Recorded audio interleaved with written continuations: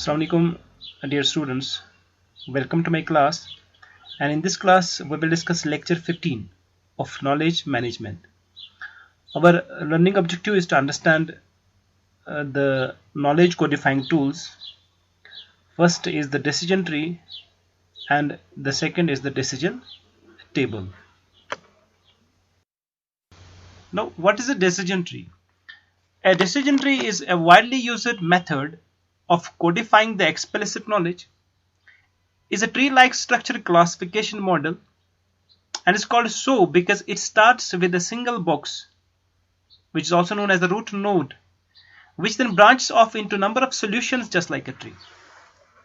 It consists of root node, internal nodes, leaf or terminal nodes, and edges.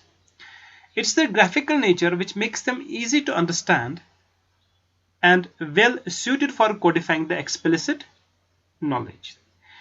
The important points जिनका हमें ख्याल रखना है while codifying the knowledge using the decision tree is, the first point is, a root node is one that has no incoming edges.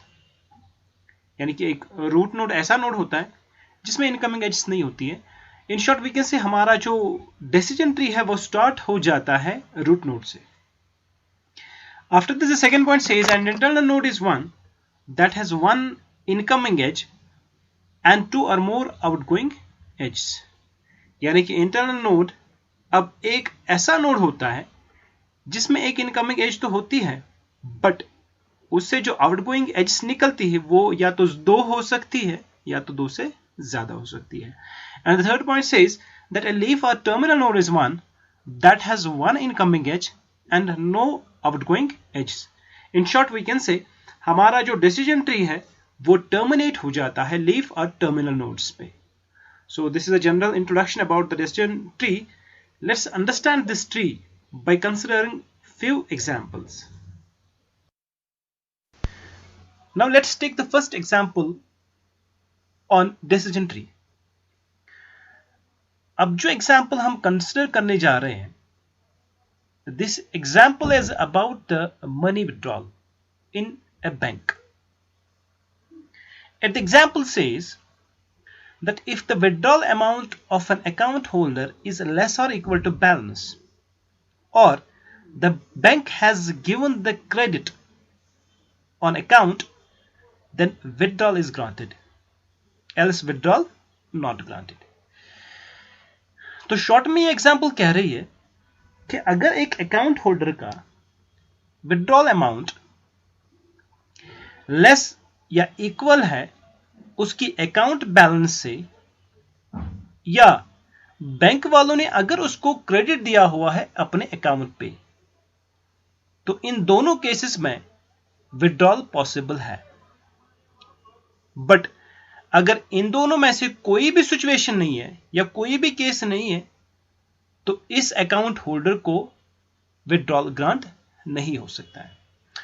तो इसके regarding हमने decision tree बनाया है. ये डिसीजन ट्री स्टार्ट हो रहा है विड्रॉल अमाउंट लेस और equal to balance. So when we say the withdrawal amount is less और equal to balance, there are the two conditions. First is yes, हाँ अगर लेस और इक्वल टू बैलेंस है तो शॉर्ट में withdrawal इसको grant हो जाएगा, मिलेगा. तो दूसरा इज नो. तो नो पे हमें एक दूसरी चीज चेक करनी है, क्या इस अकाउंट होल्डर को बैंक ने क्रेडिट दिया हुआ है अकाउंट पे या नहीं. तो इससे भी दो कंडीशंस निकलती है. अगर उसको क्रेडिट दिया हुआ है तो इस पर्सन को विड्रॉल ग्रांट हो जाएगा. अगर नहीं दिया हुआ है तो विड्रॉल इज नॉट ग्रांटेड.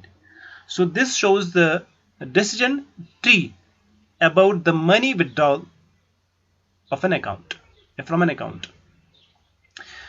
तो इसमें एक रूट नोड है. रूट नोड के बाद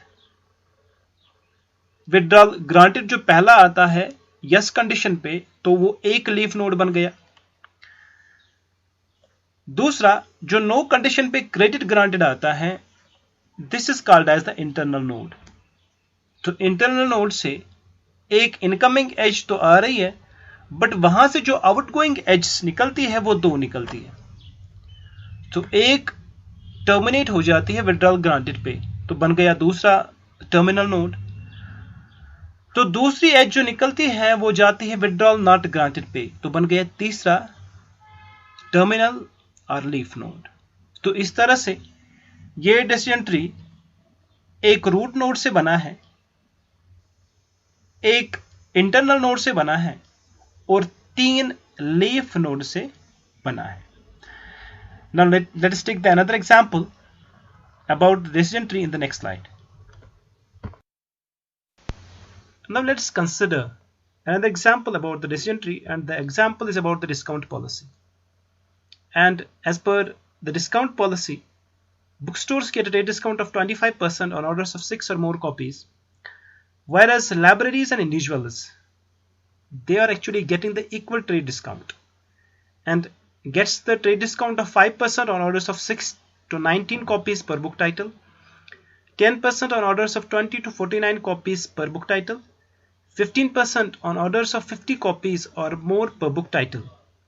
Now let's model this problem using the decision tree. Once we model this problem using the decision tree looks like, जैसे हमें फिगर से लग रहा है, डिस्काउंट पॉलिसी एक रूट नोड है, वहां से 2 एजेस निकलती है, one goes to the customer is book store and another goes to customer is either the library और इंडिविजुअल। से फॉर एग्जांपल हम पहली एज से जाएंगे जहां पर हमारा कस्टमर बुक स्टोर है। So one is the customer is the book store, then there are 2 more edges, वहां पर 2 और एजेस निकलती हैं। एक एज पे कंडीशन है कि अगर एक बुक स्टोर ने 6 या 6 से ज्यादा कॉपीज परचेज की है तो उसको डिस्काउंट मिलेगा 25% का। अब अगर उसने 6 से कम कॉपीज परचेज की है तो उसको डिस्काउंट कुछ भी नहीं मिलेगा। तो वहां पर मैंने डिस्काउंट इज निल दिखाया है। अब अगर हम डिस्काउंट पॉलिसी की दूसरी एज पे जाएंगे जहां पर हमारा कस्टमर आइदर द लाइब्रेरी और इंडिविजुअल है, और वहां से होके हम 4 अदर कंडीशंस पे जा रहे हैं।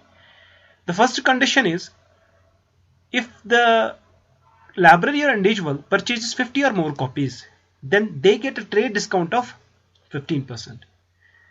Or if they are purchasing 20 to 49 copies, they will get the trade discount of 10%. Or if they are purchasing 6 to 19 copies, then they will get the trade discount of 5%. But if they are purchasing less than 6 copies, the discount is nil. तो ये एक decision tree है जो हमने example दिखाई थी discount policy के regarding. अब इस डिसीजन ट्री में first of all we have the root node, that's a discount policy. उसके बाद इस डिसीजन ट्री में 8 इंटरनल नोड्स हैं और साथ में ही 6 लीफ और टर्मिनल नोड्स हैं। So this is how to model the problem, how to codify the knowledge using the decision tree. Hope you understood the decision tree with the help of an examples. Now let us discuss the decision table in the next slide.